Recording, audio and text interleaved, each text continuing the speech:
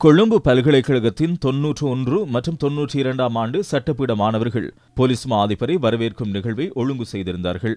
குறித்த காலப்பகுதியில் சட்டத்துறை மாணவராக போலீஸ் மா அதிபர் பிரியந்த வீரசூரிய பயின்றுள்ளார். பாராளுமன்ற உறுப்பினர் துஷாரி ஜாயசிங்க, சட்டத்துறை நிபுணர்கள் உள்ளிட்ட பலர் இதன்போது இணைந்திருந்தனர். பாடசாலை காலப்பகுதியில் தான் பெற்றுக்கொண்ட அனுபவங்களையும் போலீஸ் மா அதிபர் நினைவுபடுத்தினார். பாடசாலைக்கு செல்லும் போது எனது வகுப்பில் நான் மட்டும்தான் சண்டித்தனம் உள்ள மாணவன். ஒரு நாள் உயர் வகுப்பு மாணவர் ஒருவருடன் சண்டையிட்டு எனது கையில் காயம் ஏற்பட்டது. அதன் அடையாளமும் உள்ளது. வீட்டுக்கு சென்றவுடன் சாப்பிட முடியாத நிலை காணப்பட்டது. இடது கையில் சாப்பிடும் போது அம்மா ஏன் இடது கையில் சாப்பிடுவதாக கேட்டார். நான் கூறினேன், இடது கையில் சாப்பிட்டு பழகுவதாக குறிப்பிட்டேன்.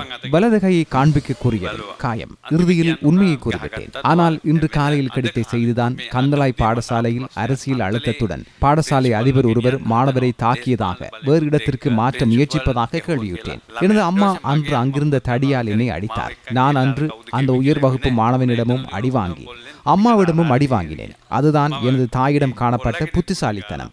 அந்த அடிதான் எனக்கான பதவிகளுக்கான பாதையை வழி அமைத்தது.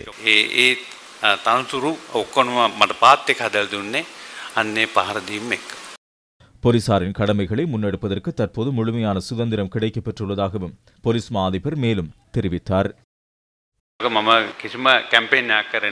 எனக்கு பதவியை வழங்குமாறு எந்த ஒரு பிரச்சாரத்தையும் நான் முன்னெடுத்து செல்லவில்லை. சரியான விடயத்தை செய்தால் நமக்கு பாதிப்பு ஏற்படாது. எந்த பதவிக்கு வந்தாலும் நாம் மனிதர்கள், சாதாரணமாகத்தான் செயற்படுகின்றோம். அசாதாரணமாக செயற்பட்டால் அது கடினமாக இருக்கும்.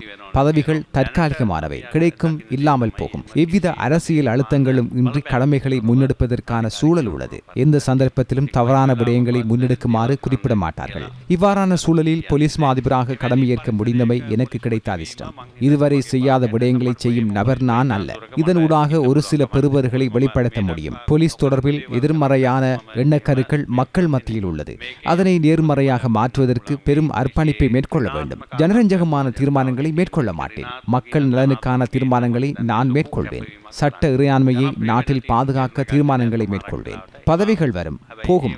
நாம் சில காலம் வாழ்வோம். சாதாரணமாக வாழக்கூடிய மனிதராக வாழ்வதே எதிர்பார்ப்போம்.